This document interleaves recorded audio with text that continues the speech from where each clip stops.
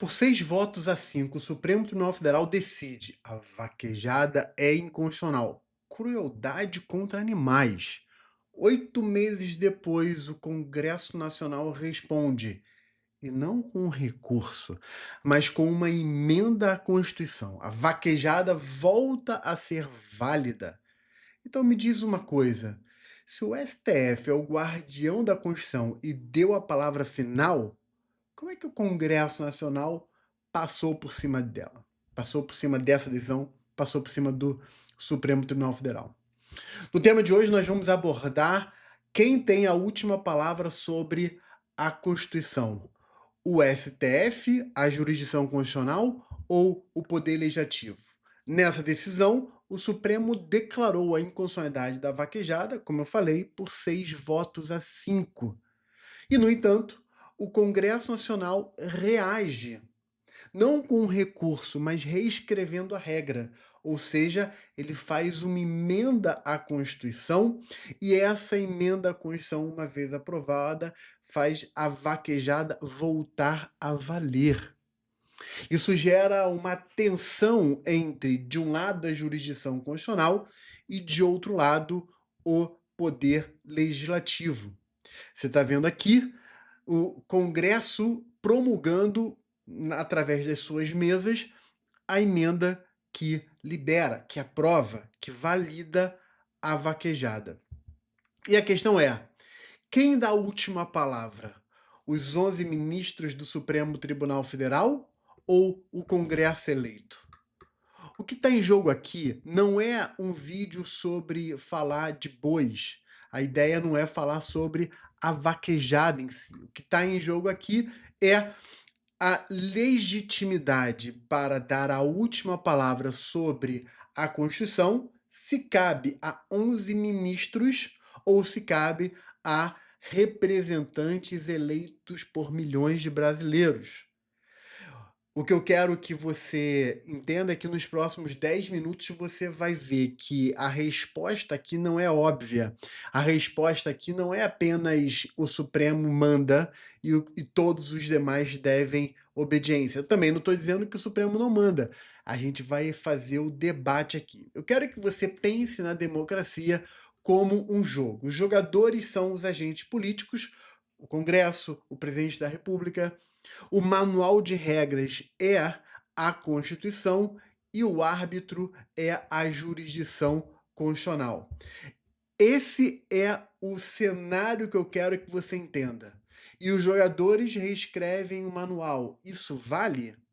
Essa metáfora de Gustavo Binnenboim mostra exatamente como o STF deve se posicionar como uma instituição de poder. O STF é o árbitro do jogo, você tem os agentes políticos, você tem o manual e você tem então o árbitro do jogo. Essa é a posição que o Supremo Tribunal Federal deve ocupar. O árbitro aptou, no caso aqui da vaquejada, dizendo que era inconstitucional, proibindo a prática por crueldade, e os jogadores resolveram eles próprios reescreverem o manual.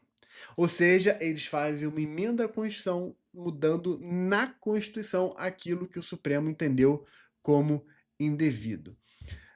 Como é que nós devemos nos posicionar diante disso aqui? A pergunta ela deve ser feita em várias camadas. Por que o STF precisa ter a última palavra? Eu vou seguir primeiro uma linha sustentando essa afirmação e dizendo que, se isso fosse uma pergunta, eu diria sim, o STF tem de ter a última palavra. Para você entender, eu preciso rememorar rapidamente o famoso caso Marbury versus Madison, lá na Suprema Corte Americana, em que o Chief Justice John Marshall, que é o presidente da Suprema Corte Americana, entendeu que ou a Constituição é norma suprema e toda lei contrária a ela não deve valer, portanto é nula, ou a Constituição é inútil, é uma folha de papel. Não há meio termo nesse caso. Por quê? Se a lei deve ser aplicada mesmo em contrariedade à Constituição, isso quer dizer que a lei se sobrepõe à Constituição. E se a lei se sobrepõe à Constituição, o próprio poder legislativo se sobrepõe à Constituição. Se o poder legislativo se sobrepõe à Constituição, ele se sobrepõe a todos os demais poderes, levando aqui uma violação do princípio da separação de poderes. A esse fenômeno nós vamos dar um nome, nós vamos chamar de dificuldade contramajoritária. E Alexander Bickel formulou, uma das pessoas que formularam, que usam essa expressão. O STF existe exatamente para proteger direitos fundamentais, proteger valores constitucionais em favor das minorias contra as maiorias ocasionais. Então a lógica aqui é uma minoria subvocalizada, ou seja, que tem pouca representatividade para se fazer ouvir, ela tem certos valores que devem ser protegidos mesmo contra a maioria. Não é o fato de a maioria querer algo que esse algo é legítimo, sobretudo se esse algo viola direitos das minorias ou se coloca em risco a própria, a própria democracia. E é aqui então que eu trago esse elemento aqui. Eu já mostrei aqui que o STF precisa ter a última palavra. Por quê? Porque está aqui. A Constituição ela é suprema. A lei deve submissão à Constituição. Senão, a lei é nula. O que gera essa dificuldade contra-majoritária. Por que contra-majoritária? Porque o STF está indo, ou a jurisdição constitucional, está indo contra a maioria legislativa nesse caso.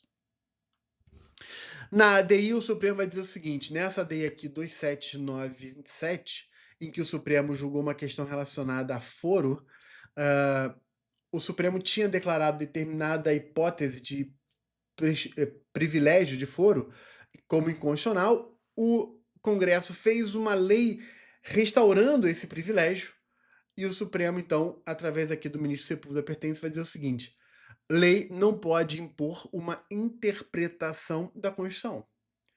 Usurpação pelo legislador de sua missão de intérprete final. De submissão de quem? Missão do Supremo, né? Então aqui cabe ao Supremo a última palavra sobre a interpretação. E agora? Será que isso está valendo? E se eu disser para você que o próprio STF disse, através de um determinado ministro, que ele não tem a última palavra? Será que esse posicionamento desse ministro é o posicionamento da maioria do próprio Supremo? Ou não? Veja só comigo. O ministro Fux, no seu voto na ADI 5105, vai dizer o seguinte: o STF tem apenas a última palavra provisória. Não há supremacia judicial em sentido material, vai dizer o ministro Fux. Então, com esse posicionamento, o que Fux está dizendo é o seguinte: essa supremacia ela é formal. Você tem que ter alguém dando uma última palavra para resolver aquele problema. Só que essa última palavra ela não é definitiva. É uma última palavra provisória para aquela situação, para aquele momento, para aquele fato ou para aquele contexto histórico. Uma vez que poderia essa decisão ou esse entendimento do Supremo ser fruto de modificações futuras. E é aqui então que entra a chamada teoria dos diálogos institucionais.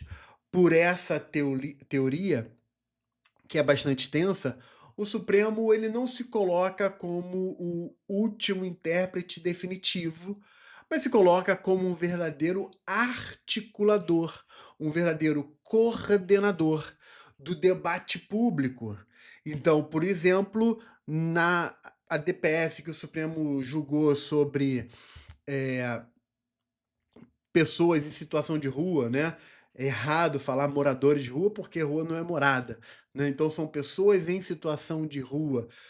O Supremo também julgou a DPF sobre o sistema carcerário, em que ele falou o seguinte: olha, o problema é de altíssima complexidade, que envolve políticas públicas de todos os entes da federação, com a participação de diversos órgãos, não só do executivo, mas do legislativo e do próprio judiciário, porque, por exemplo, na questão do sistema carcerário, nós temos a execução penal, então isso envolve o próprio judiciário.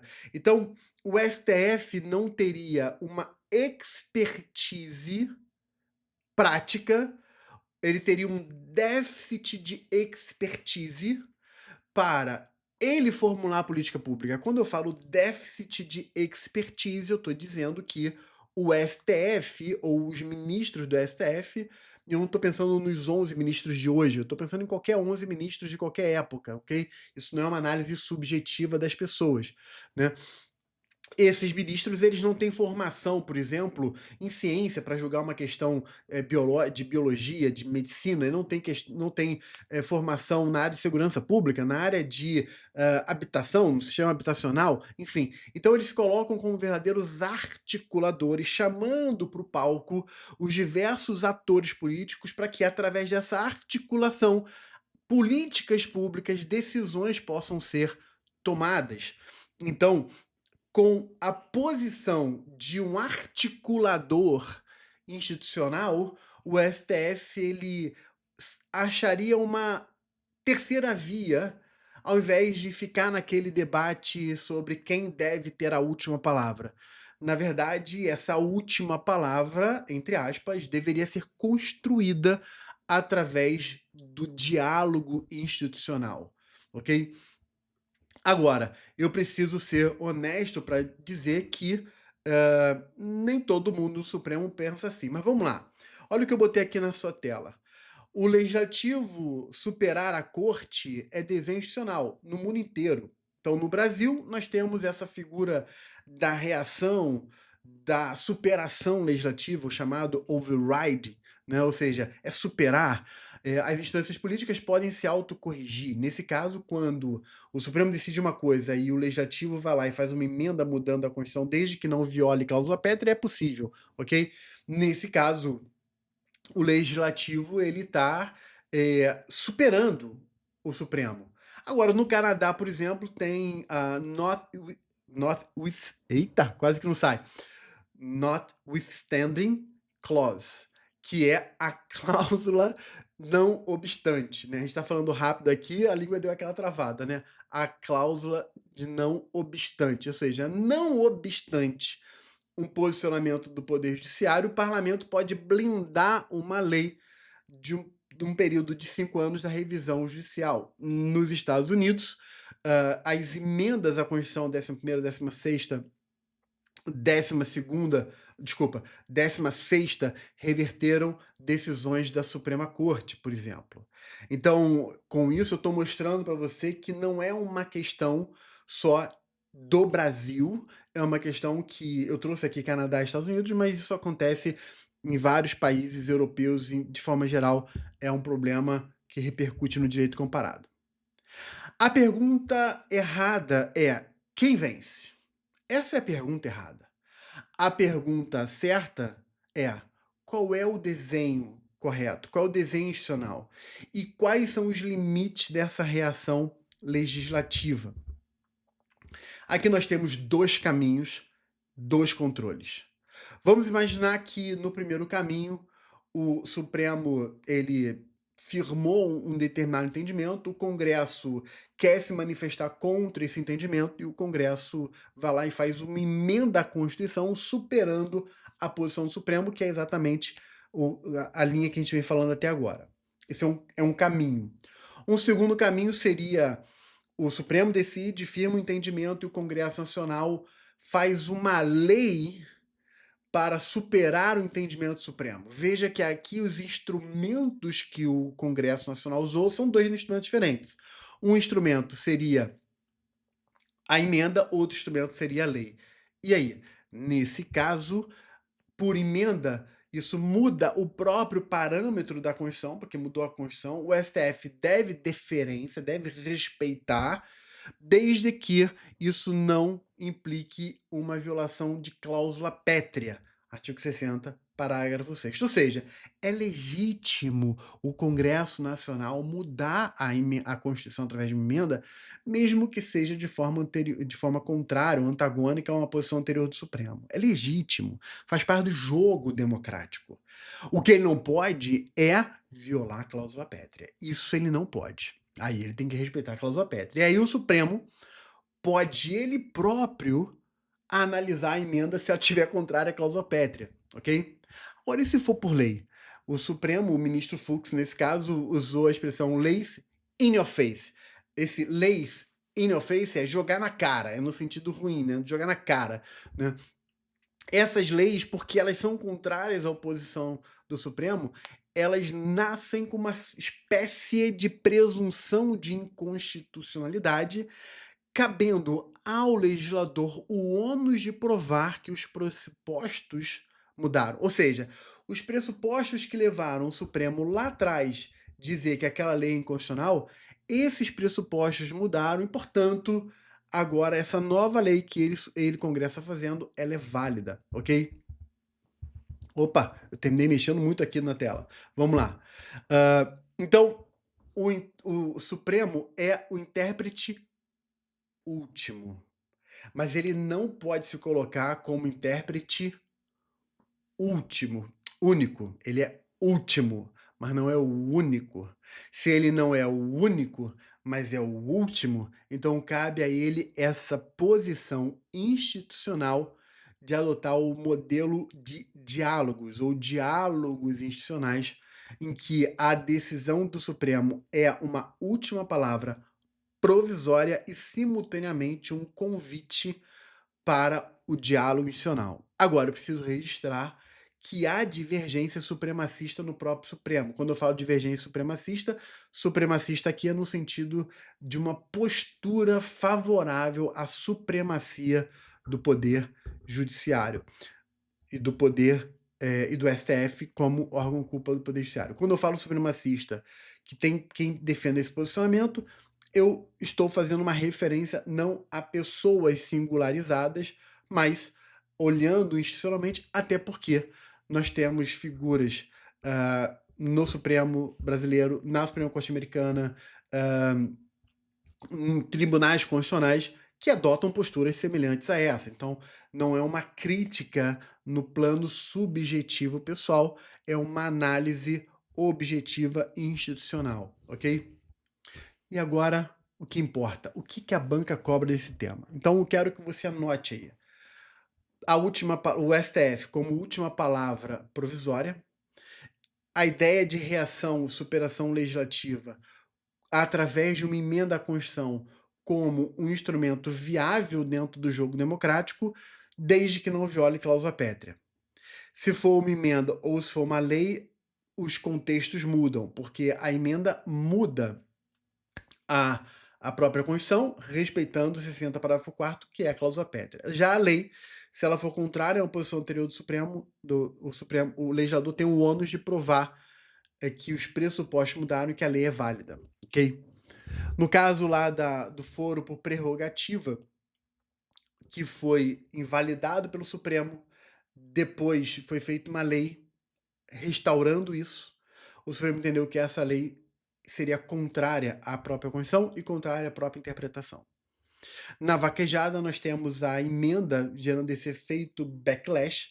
Efeito backlash pensa num chicote, a ideia é essa, né? Do chicote, quando você dá aquela chicotada, o chicote ele bate, ele volta. E no que ele volta, ele pode bater na própria pessoa, né?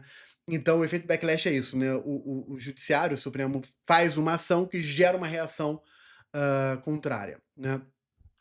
Beleza? E aí, o Supremo, ele próprio terminou entendendo que essa emenda à Constituição que autorizou a vaquejada, ela é legítima, o Supremo aceitou a reação legislativa. Então, olha lá, o Supremo valida normas que autorizam vaquejadas desde que bem-estar animal seja protegido. Ou seja, o Supremo falou assim, ok, Congresso, você quer que a vaquejada seja restabelecida, porque é um patrimônio cultural histórico do Brasil, mas vamos garantir que o problema que gerou que é a origem de toda a discussão, que é maus tratos a animais, a crueldade a animais, vamos tratar para que isso não aconteça, ou seja, vamos garantir o bem-estar do animal. Ok? E agora eu quero que você comente aqui no chat aqui do YouTube, quero que você comente esse caso E aqui o meu enunciado de em até 5 linhas, a reação legislativa à jurisprudência do STF é compatível com a Constituição? Diferencie a superação por emenda e por lei ordinária com o parâmetro de controle de cada uma. Eu quero que você escreva as melhores respostas, eu corrijo, eu te mando um feedback. É uma forma de você treinar, é uma forma de você se exercitar, de você fazer o active recall, que é trazer à tona de forma ativa o seu conhecimento, ok? Pessoal, espero que todos tenham compreendido. Não esqueça de se inscrever, compartilhar e mandar esse vídeo para outras pessoas. Um beijo para vocês, até a próxima, tamo junto.